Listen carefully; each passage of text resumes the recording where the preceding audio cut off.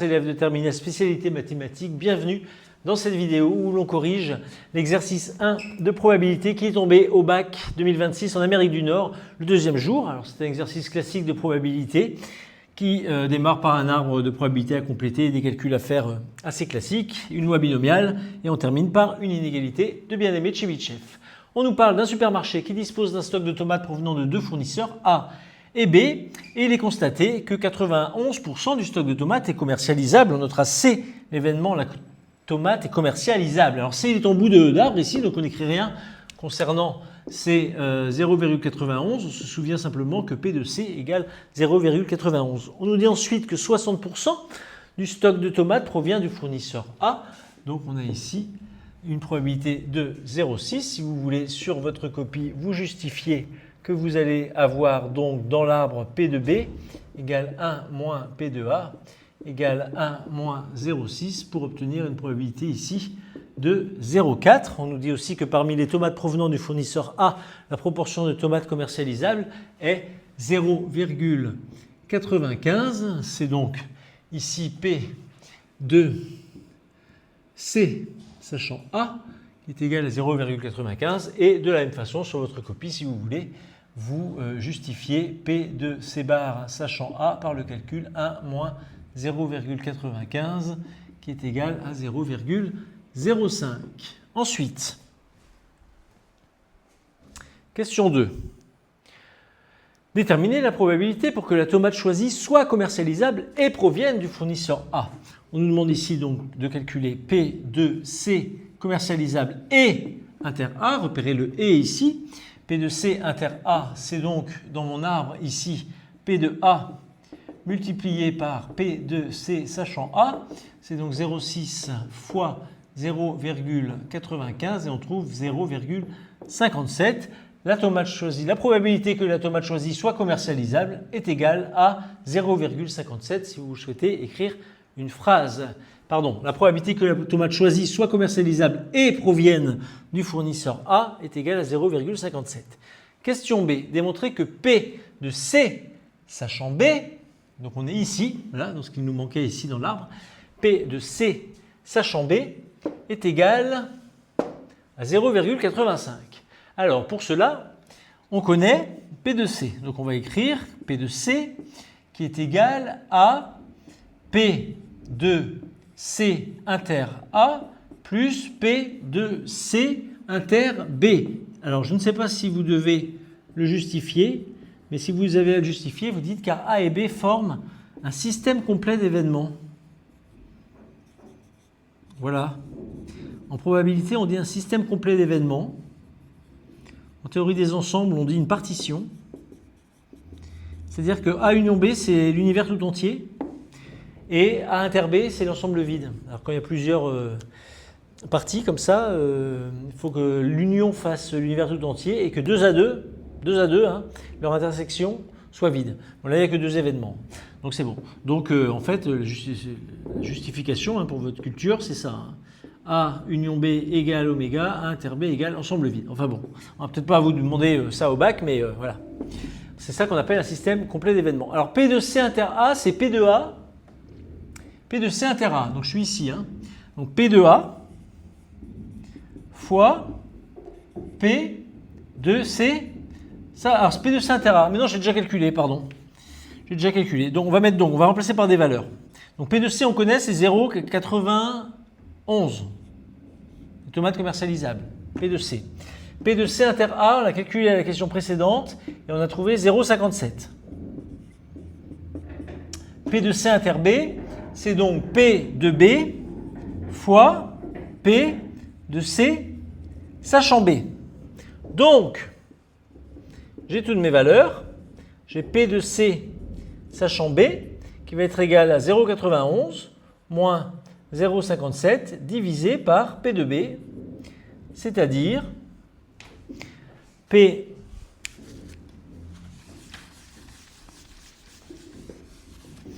« 0,91 moins 0,57 divisé par P de B, on l'avait, c'est 0,4. Et je trouve 0,85. grâce à ma calculatrice. Question petit c. La tomate choisie est non commercialisable.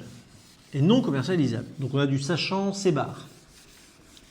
Le responsable des achats estime qu'il y a 2 fois moins de chances qu'elle provienne du fournisseur A. Donc on va s'intéresser au fait qu'elle provienne du fournisseur A, sachant qu'elle est non commercialisable. Il y a 2 fois moins de chances qu'elle provienne du fournisseur A que du fournisseur B. Donc on va aussi vouloir calculer P de B ici. Alors au passage, on avait calculé, à la question précédente, on a calculé P de C sachant B. Donc on a ici tout notre arbre complet à partir de cette question qui nous est donnée. Voilà. Alors P de A sachant C bar. C'est donc, on utilise ici la formule du cours. Donc on a P de C bar ici et P de A inter C bar ici. P de A inter C bar, d'après l'arbre, on peut encore écrire le détail, c'est P de A fois P de C bar sachant A divisé par P de C bar. Ça nous donne donc 0,6 fois 0,05 fois, alors j'aurais pu passer ici en intermédiaire à A moins P de C. A moins P de C, on sait que c'est 0,09. Ça nous fait donc 0,03 sur 0,09. Ça nous fait 1 tiers. P de B sachant C bar. Alors P de B sachant C bar, je vais faire la même chose. Je vais faire P de B inter C bar sur P de C bar. Ça va donc nous donner P de B fois P de C bar sachant B sur P de C bar ou sur 1 moins P de C. Et je remplace d'après mon arbre, P de B c'est 0,4, P de C bar sachant B c'est 0,15, P de 1 moins P de C c'est donc 0,09. J'ai donc 0,06 sur 0,09, c'est-à-dire 2 tiers. Le responsable des achats estime qu'il y a 2 fois moins de chances, 1 tiers, que la tomate provienne du fournisseur A que du fournisseur B, 2 tiers. 1 tiers, c'est exactement 2 fois moins que 2 tiers. Donc, a-t-il raison? Et vous écrivez une phrase en français. Oui, le responsable des achats a raison d'estimer qu'il y a 2 fois moins de chances que la tomate provienne du fournisseur A. Voilà, c'était la partie A avec ses calculs de probabilité conditionnelle. Partie B. On rappelle que 9% des tomates du stock ne sont pas commercialisables. On prend 15 tomates dans le stock et de manière indépendante, on considère que le stock est suffisamment important pour qu'on puisse assimiler ce prélèvement à un tirage aléatoire avec remise. On note X, la variable aléatoire, égale au nombre de tomates non commercialisables.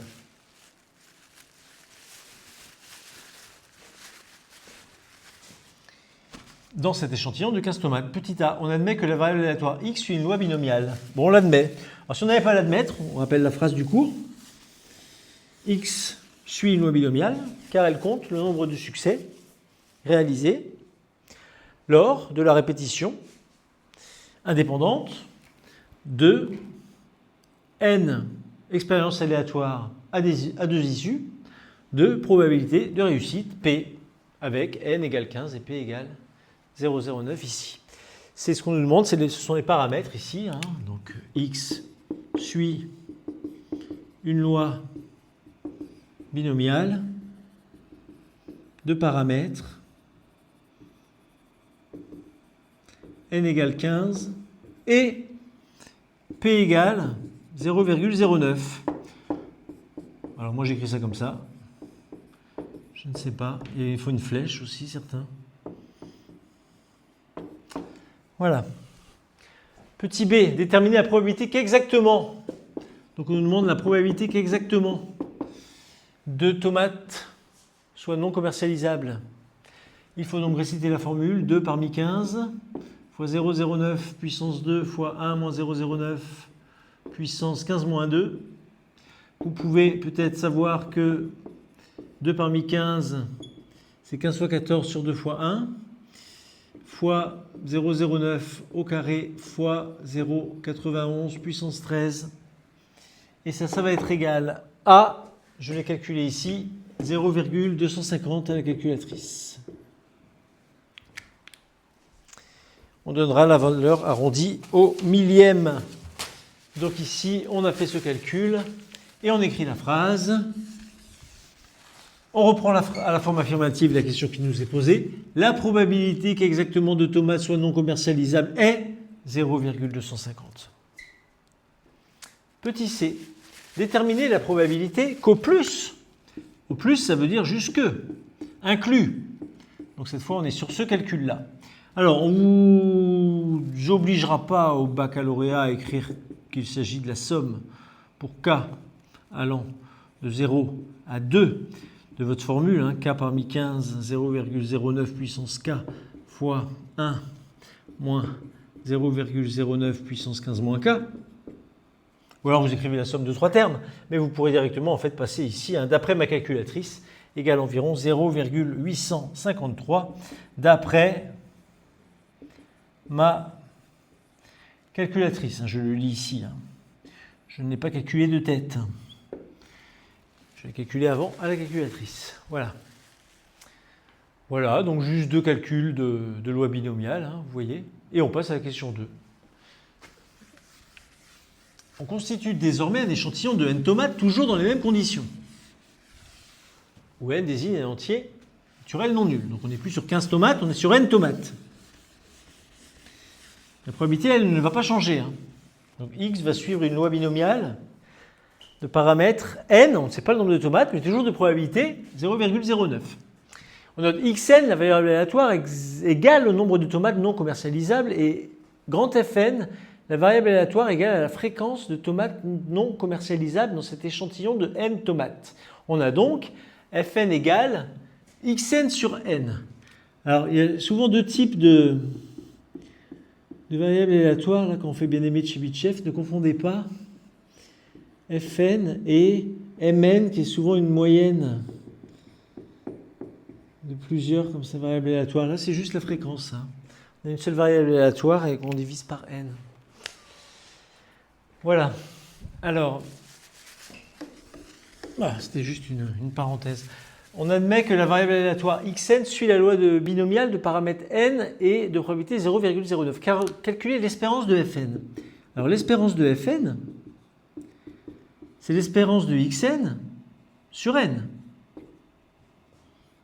D'accord? Donc c'est 1 sur n fois l'espérance de xn par linéarité de l'espérance. Vous avez dû faire ça souvent, quelquefois, tout du moins, avec votre professeur. Voilà, par linéarité de l'espérance. Et en fait, xn, je sais ce que c'est, l'espérance de xn. Fois n fois 0,09, car xn suit la loi donc binomiale de paramètres n cette fois. Hop là, n 0,09. Donc l'espérance est 0,09. D'accord? On note ça quelque part. Si on en a besoin. Et exprimer la variance Fn en fonction de n. Alors pour la variance, attention ici. Donc la variance de Fn, ça va être la variance de xn sur n. Donc ça va être 1 sur n carré fois la variance de xn. Et la variance de xn, je sais que, car xn suit une loi binomiale, hein, c'est 0,09 multiplié par 0,91 fois 1 moins n fois p fois 1 moins p. D'accord? Car xn suit la loi, toujours b, n 0,09. Donc on a 1 sur n fois 0,09 fois 0,91 ici. Et donc si on calcule cela, on obtient 0,0819 sur n. 0,0819 sur n. Voilà pour la variance. Question petit b qui traite de l'inégalité de bien-aimé de Chebyshev. Donc on nous demande de démontrer cette inégalité ici. Donc on part de P de Fn strictement compris entre 0,04 et 0,14. Alors tout de suite le réflexe, c'est de faire un petit schéma. 0,04, 0,014. Vous savez que l'inégalité de bien-aimé de Chebyshev, elle compare une variable aléatoire à sa moyenne ici. Donc l'espérance de Fn, on l'a calculé la question précédente, c'est 0,09. Et donc on voit bien que si Fn doit être compris entre 0,04 et 0,14, c'est que son écart à 0,09 doit être plus petit que 0,05 des deux côtés. C'est symétrique par rapport à la moyenne. Donc ce qui veut dire que la valeur absolue entre Fn et 0,09 doit être plus petite strictement que 0,05. Et alors, ça c'est exactement... Alors il y a un 1 moins là qui nous met sur la voie quand même dans l'énoncé aussi.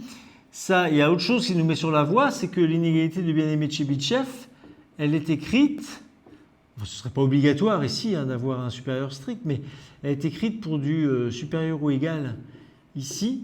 On va pouvoir l'écrire donc directement avec ce que l'on obtient, d'après l'inégalité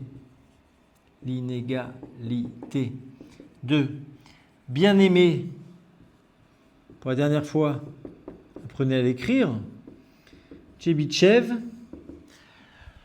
P de la valeur absolue est de Fn moins 0,09 supérieur ou égal à 0,05 est inférieur ou égal à la variance de Fn sur 0,05 au carré.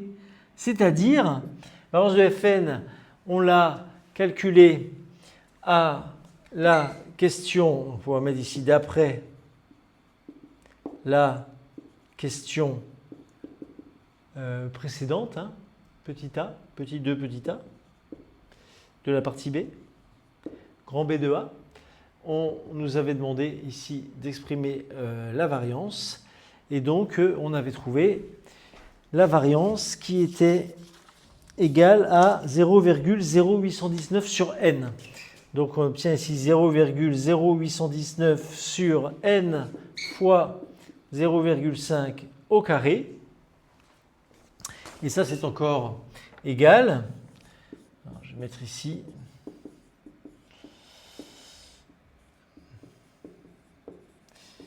Ça, c'est inférieur ou égal à 32,76 sur n.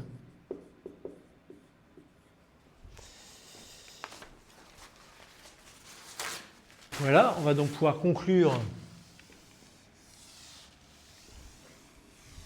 ainsi. P de Fn strictement compris entre 0,04 et 0,14 est, donc ici on a ceci est inférieur ou égal à 32,76. Donc on va pouvoir, si on met un moins devant évidemment ça change le signe ici, donc moins 32,76 sur n avec le 1 moins 32,76 sur n avec le changement de sens dans l'inégalité. Alors, petit c. Le responsable des achats prélève dans le stock un échantillon de 500 tomates. Il s'aperçoit que 55 tomates sur 500, c'est-à-dire 11 sur 100, c'est-à-dire 0,11, 11%, ne sont pas commercialisables. 11% des tomates provenant ne sont pas commercialisables.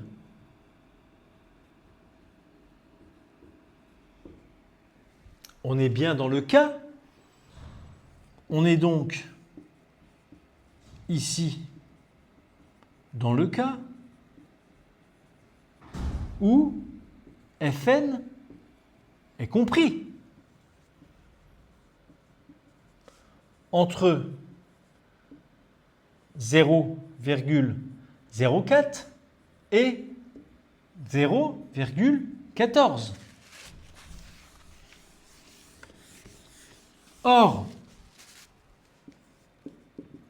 la probabilité que Fn soit compris strictement entre 0,04 et 0,14, elle est plus grande que 1 moins 32,76 sur 500.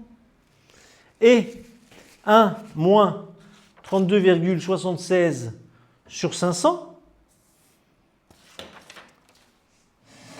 c'est environ égal à, alors excusez-moi, je n'ai pas fait le calcul, donc on va le faire ici, 1 moins 0,73 sur 32,76, pardon, 1 moins 32,76 sur 500, c'est 0, environ 93. Environ 0,93. Environ 0,93. Donc ça, c'est supérieur à 0,93. Donc il est tout à fait probable. On va assister un petit peu à la fin sur cette rédaction. Il est donc tout à fait probable